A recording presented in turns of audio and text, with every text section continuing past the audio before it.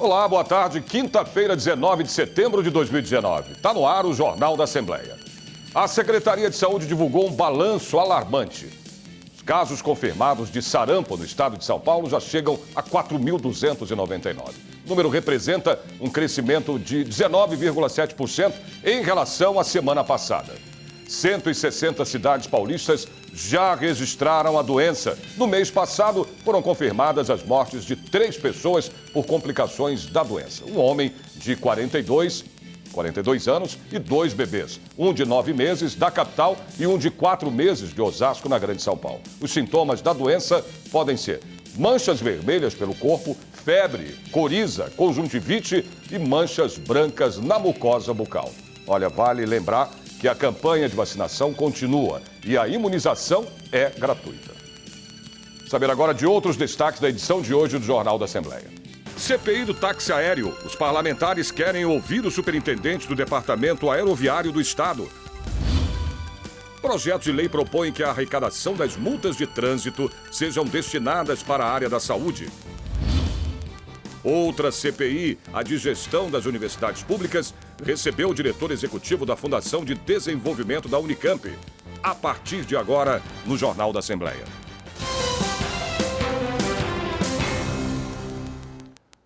Políticas públicas de educação e prevenção às drogas e segurança de usuários do transporte foram temas de projetos de lei debatidos e também aprovados pelos deputados numa sessão plenária desta quarta-feira. Os deputados aprovaram em sessão extraordinária 3 projetos. O projeto de lei 240 de 2019 do deputado Tenente Coimbra, do PSL, que autoriza o desembarque de mulheres, idosos e pessoas com deficiência em local diverso dos pontos de parada regulares, nos transportes metropolitanos de baixa e média capacidades do Estado. O projeto de lei 248 de 2019 do deputado Rodrigo Gambale, do PSL, que determina que todas as escolas públicas do ensino fundamental e médio do Estado apresentem aos seus alunos, ao menos uma vez por ano letivo, o Programa Educacional de Resistência às Drogas e à Violência, o PROERD.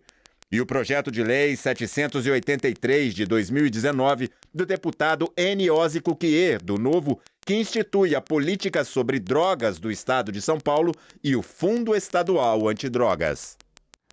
Reunião da Comissão Parlamentar de Inquérito do Táxi Aéreo. O pedido de convite para o depoimento do superintendente do Departamento Aeroviário do Estado de São Paulo na CPI foi adiado. E a repórter Roberta Rossi acompanhou essa reunião. Apenas o requerimento 3, que convida o superintendente do Departamento Aeroviário do Estado de São Paulo, teve pedido de vista pelo deputado Alex de Madureira, do PSD. O deputado Castelo Branco, do PSL, que fez a solicitação, explica que é fundamental para a CPI trazer informações sobre o movimento operacional de passageiros e de aeronaves nos aeroportos do Estado. Parlamentares debateram 5 itens da pauta, todos com finalidade de convidar representantes ligados ao táxi aéreo para possíveis esclarecimentos. Qual é o objetivo? Consolidar a informação, obter dados, ouvir pessoas, para que a gente comece a formar um painel mental e comece a entender essas relações. A CPI tem caráter investigativo. A gente tem que entender o processo. Somos aí mais de 10 deputados envolvidos na CPI, mas, acima de tudo, dá uma satisfação à população que quer entender, né, exatamente do que nós estamos falando, exatamente quais são os agentes envolvidos e o que está por trás disso tudo. O presidente da CPI, deputado delegado Olim, explica como esses representantes podem ajudar a esclarecer possíveis irregularidades na prestação de serviços de táxi aéreo. Eu chamei também o nosso presidente do PROCON, o nosso ex-deputado aqui, presidente desta casa, o Fernando Capês, para que venha explicar no Código Consumidor o que está sendo feito para pegar esses pirataria de aviões clandestinos que alugam e fazem locações para as pessoas e um risco enorme para aqueles que alugam. Uma outra reunião de CPI, a de gestão das universidades públicas, recebeu o diretor executivo da Fundação de Desenvolvimento da Unicamp para falar sobre os convênios feitos pela instituição. E a repórter Priscila Silvério traz agora os detalhes desse encontro. Os deputados começaram a reunião com a votação da pauta com 4 itens. 3 foram aprovados. 2 de autoria da deputada Valéria Bolsonaro, do PSL, que pedem ao reitor da Unicamp relatórios financeiros, de despesas e gastos com folha de pagamento dos últimos 8 anos. O terceiro requerimento aprovado é de autoria da deputada Carla Morando, do PSDB, que pede informações da Agência USP de Inovação sobre o número de pesquisas realizadas e o funcionamento de patentes. Depois da votação da pauta, os deputados ouviram o professor Dr. João Batista de Miranda, que é diretor executivo da Fundação de Desenvolvimento da Unicamp, a FUNCAMP, que administra os convênios firmados pela universidade. A FUNCAMP foi criada em 1977. Administra atualmente 1.011 convênios da Unicamp, que, segundo Miranda, são necessários para suprir a demanda da universidade. Eram convênios antigos que lá atrás, não sei por que razão, a universidade achou por bem não fazer licitação, porque algumas licitações deram muito problemas, foram muito confusas, trouxe prejuízo para a universidade. Então, a universidade achou mais adequado dispensar a licitação e a própria fundação faria essa atividade. Isso é, por exemplo, com a vigilância que aconteceu, mas por problemas legais, por não estar dentro da conformidade, eles estão sendo encerrados.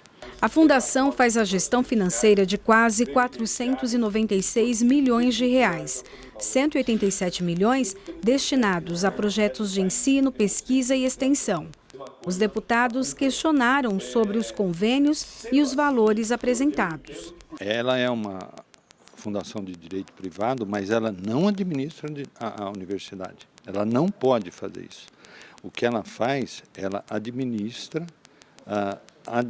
e pessoal e financeiro nos convênios que são firmados entre a fundação e a universidade. Para o presidente da CPI, que investiga irregularidades na gestão das universidades públicas do Estado, em especial sobre a utilização do repasse de verbas, a oitiva com o diretor executivo da FUNCAMP foi esclarecedora nesta reta final de trabalho.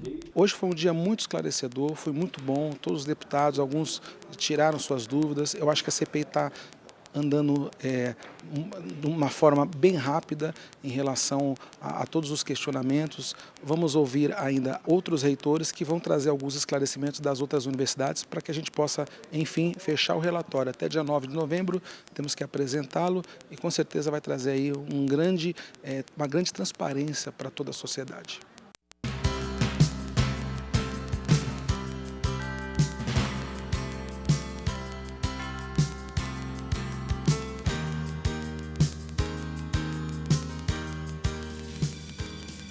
Projeto de lei propõe que a arrecadação das multas de trânsito sejam destinadas para a saúde do Estado. É o que você vai ver a seguir.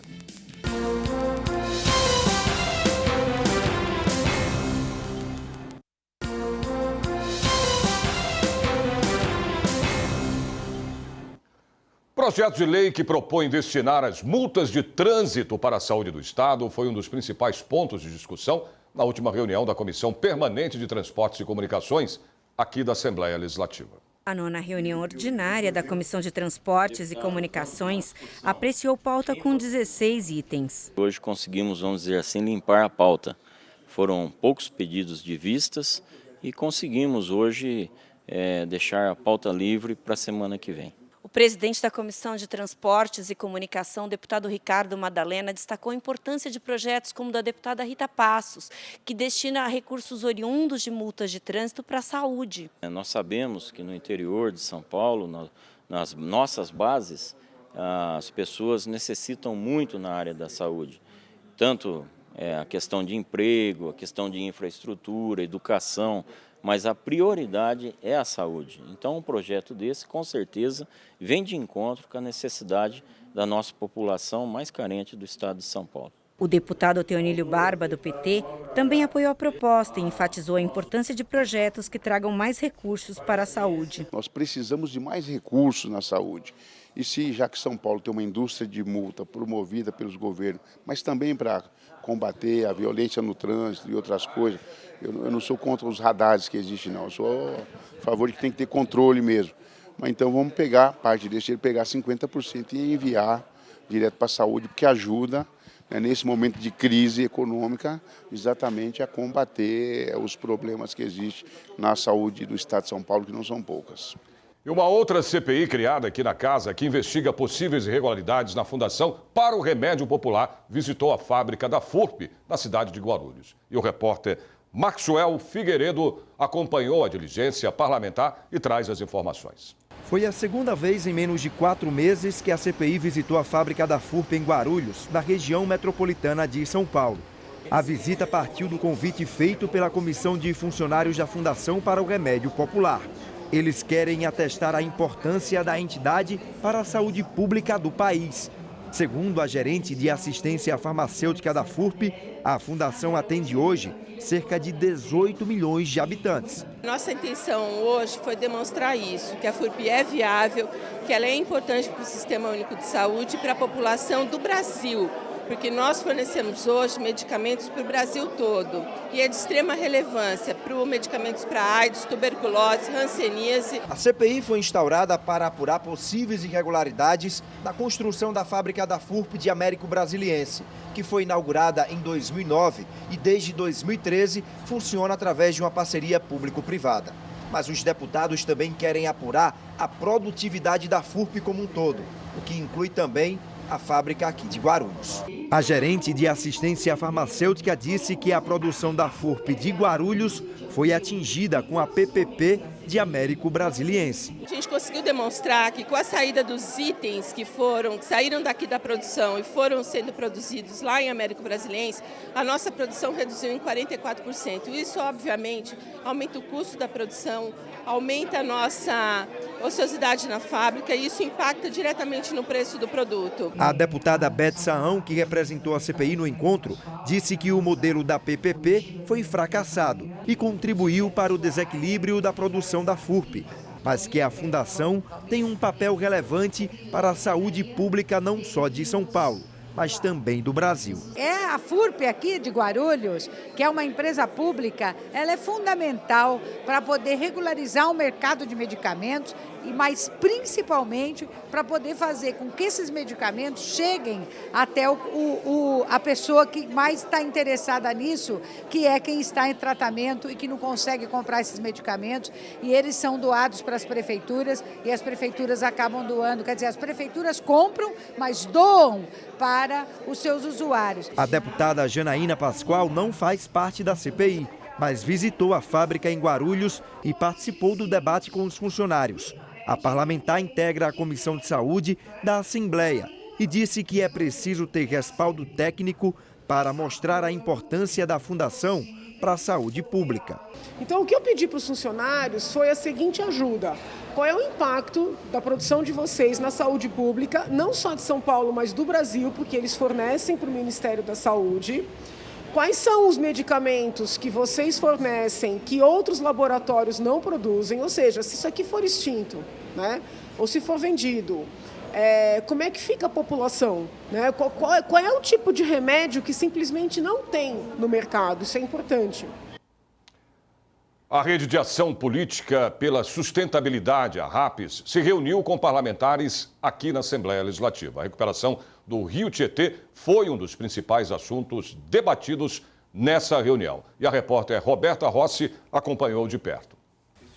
O projeto de lei do governador João Dória autoriza o Poder Executivo a contratar operações de crédito para execução de 2 obras. Um sobre a recuperação do Rio Tietê e outro sobre a implantação do reservatório na região do ABC Paulista.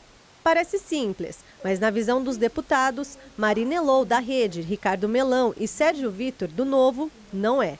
Tanto que eles se reuniram com representantes da Secretaria Estadual do Meio Ambiente e da área de saneamento básico para entender melhor a pauta enviada pelo governo no mês passado. Hoje a gente ouviu sobre o projeto Renasce Tietê e ouviu o técnico que não é da Secretaria de Meio Ambiente e Infraestrutura para poder dar suas contribuições. A gente vai votar um empréstimo para financiar esses projetos e a gente tem que saber se o projeto é técnico e se é bom, isso é uma coisa, e aí depois a gente tem que voltar para casa e entender se o financiamento é o melhor caminho para seguir, se a gente não deveria usar outro tipo de recurso ou fonte de dinheiro aí do governo. A RAPS tem o papel de apoiar, reunir e capacitar lideranças políticas que buscam por mais conhecimento em diferentes assuntos. A deputada Marina Elon destacou que dialogar com entidades como essa ajuda no trabalho dos parlamentares. Hoje foi uma experiência em que a gente pôde se aprofundar numa legislação importante para o Estado, num projeto fundamental para o Rio, que corta o Estado, que é como a gente renasce o Rio Tietê a partir de dados, a partir de evidências e de profundidade. Foi bem interessante, inclusive, perceber que muitas das coisas que eu tinha entendido do projeto não é exatamente o que vai acontecer. E realmente trazer essa profundidade ajuda a gente na construção de emendas que melhoram o projeto, que é nosso papel, e na ajuda de explicar para a população, de conectar com a população e com os outros deputados sobre o que realmente a gente está falando. Eu espero que a gente tenha esclarecido a maior parte das dúvidas aqui e que os pedidos, obviamente, não sejam tantos assim, mas cada um no seu papel. O papel deles é realmente fazer as perguntas e o nosso, obviamente, responder.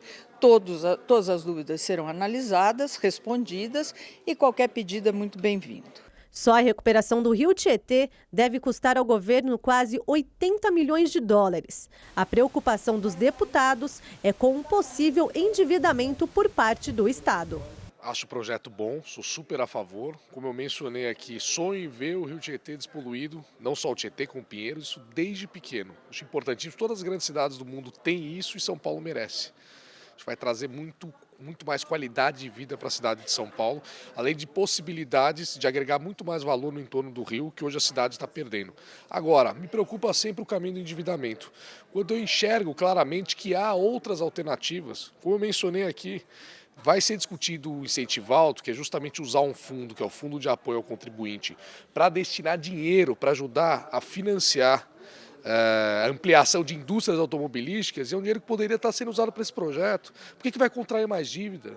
A gente já tem um índice de endividamento alto, que está crescendo, está beirando aí o índice que tem na própria lei de responsabilidade fiscal de estado de alerta, e São Paulo é um estado que até hoje tem uma situação muito saudável.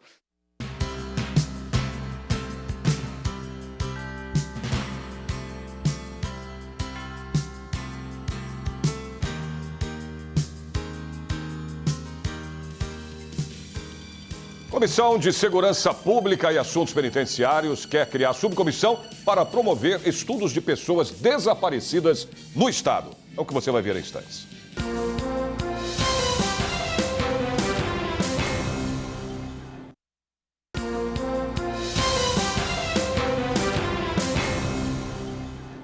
A Câmara Municipal de São Paulo aprovou em primeira votação o projeto de lei que proíbe o fornecimento de copos, pratos e talheres de plásticos descartáveis em hotéis, restaurantes, bares, padarias e estabelecimentos comerciais em geral.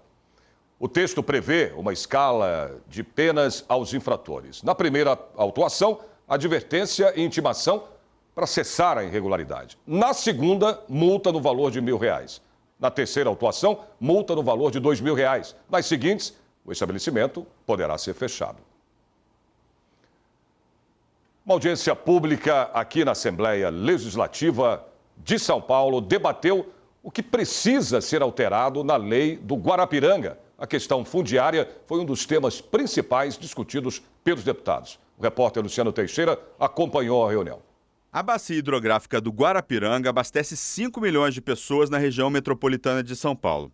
A primeira legislação específica das áreas de mananciais da bacia foi aprovada na Assembleia em 2006. Após 13 anos de vigência, ela necessita de revisão para solucionar graves problemas na região, segundo ambientalistas. São questões como poluição, má qualidade da água, loteamentos irregulares, necessidade de reflorestar as margens da represa, regularizar moradias e empreendimentos e limitações dos municípios em gerar receitas para atender a população.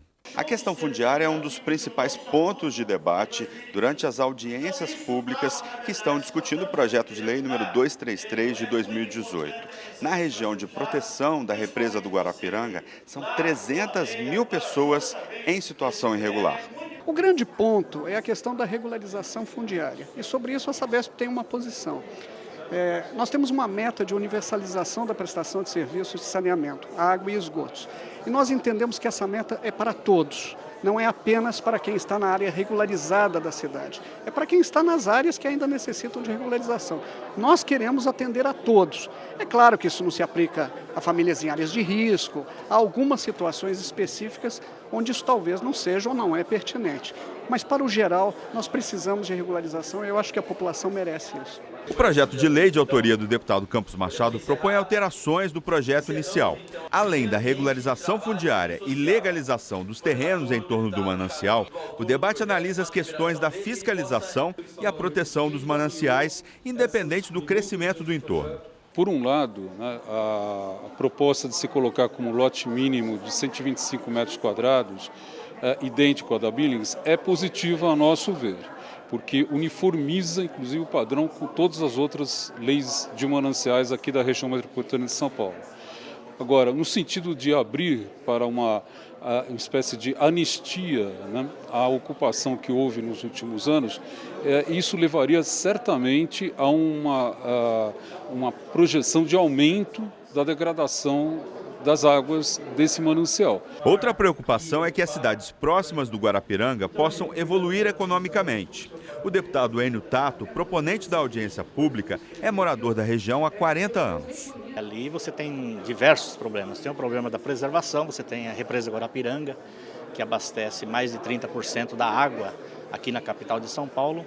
Você tem as pessoas que moram lá, na região, na capital, nos municípios vizinhos, Bugaçu, São Lourenço, Juquitiba, Itapecerica da Serra, e é uma área de preservação ambiental e que a gente precisa se preocupar, cuidar dos nossos mananciais, né? Por outro lado, existem as pessoas morando e que precisam de infraestrutura. Nós aprovamos a lei da Guarapiranga em 2006 e depois aprovamos a lei da Billings e do Alto Tietê. Então a lei da Guarapiranga está muito defasada. O que nós precisamos fazer? Fazer uma atualização. Essa é a segunda audiência pública que discute a questão da represa de Guarapiranga com a comunidade. Com essa segunda audiência pública, já houve uma lá na região, né? A Assembleia Legislativa, a Comissão do Meio Ambiente, cumpre a sua função de buscar subsídio e fazer uma boa proposta de lei que possa atender o meio ambiente, mas que possa atender também o desenvolvimento daquela região. Reunião ordinária da Comissão de Segurança Pública e Assuntos Penitenciários. Na pauta, a criação de uma subcomissão para promover estudos de pessoas desaparecidas no estado de São Paulo. A reunião, que contou com a maioria dos membros efetivos da comissão, discutiu 12 itens que estavam na pauta. 9 foram aprovados. Um deles é de autoria do deputado Luiz Fernando Teixeira, do PT, que fez um requerimento para a criação de uma subcomissão para promover estudos de pessoas desaparecidas no estado de São Paulo. Nós queremos, através dessa subcomissão, que isso seja uma ação da Assembleia Legislativa. Já conversei com o Cauê Macris, nosso presidente, ele topou, né? E hoje a Comissão de Segurança aprovou a criação dessa subcomissão que vai fazer esse enfrentamento e nós produzirmos políticas públicas que possam efetivamente amenizar esse problema e, quiçá, podemos, inclusive, solucionar muitas questões. Outro item aprovado foi o do deputado Tenente Nascimento, do PSL. Seu projeto de lei cria o Dia do Sargento. O presidente da comissão, deputado delegado Olim, elogiou. O sargento é o elo da tropa. Soldado, sargento, tudo vai na mão do sargento. Aí tem os oficiais. Eu acho muito importante. Hoje o coronel Salles, que é o comandante da Polícia Militar, já fez uma sala exclusiva para sargento, como tem a dos oficiais. O sargento vem abaixo dos oficiais, a tropa inteira está na mão do sargento. Fiquei muito feliz, aí foi o Nascimento, né, que fez o Dia do Sargento e fiz questão de pôr em votação, foi aprovado. Não teve problema nenhum, teve uma discussãozinha, como é um democrático, tem pessoas que acham, uma bobagem, não é bobagem, mas para aquele militar, aquilo é uma recompensa do trabalho dele. E na reunião do Conselho de Ética e Decoro Parlamentar, os deputados receberam a denúncia do deputado Teonílio Barba, do PT, contra o deputado Frederico Dávila, do PSL, por quebra de decoro parlamentar. A reunião foi acompanhada pelo repórter Luciano Teixeira. A denúncia foi aceita pelo Conselho de Ética por 5 votos a 4. Ela foi protocolada pela liderança do PT na casa, depois que o deputado fez declarações em defesa do presidente Jair Bolsonaro nas redes sociais no início de agosto. Bolsonaro falou sobre o pai do presidente da OAB, Felipe Santa Cruz, morto durante a ditadura militar. Conforme o processo recebido pelo Conselho de Ética, o deputado Frederico Dávila fez um vídeo nas redes sociais chamando o pai do presidente da OAB, que atuava politicamente contra a ditadura militar na Aliança Libertadora Nacional, de ter participado de atos considerados terroristas. O deputado pode receber desde uma advertência até a perda do mandato. A previsão é de que o caso seja julgado na Alesp até o fim de outubro. O colegiado zela pela observância do Código de Ética e Decoro Parlamentar e do Regimento Interno. O objetivo é preservar a dignidade do mandato parlamentar. Eu acho importante, como presidente da Comissão de Ética, que nós possamos levar todas as denúncias e as representações, que elas possam ser levadas a um relator para que ele possa, o simples fato da admissibilidade não está admitindo que vai ser favorável ou contrária, mas sim dá oportunidade também do deputado se defender. E também em respeito ao deputado ou à deputada que entrou com uma representação, uma denúncia, que haver um resultado. E esse resultado, através de um relator, seria a forma mais democrática de nós criarmos uma rotina dessa admissibilidade.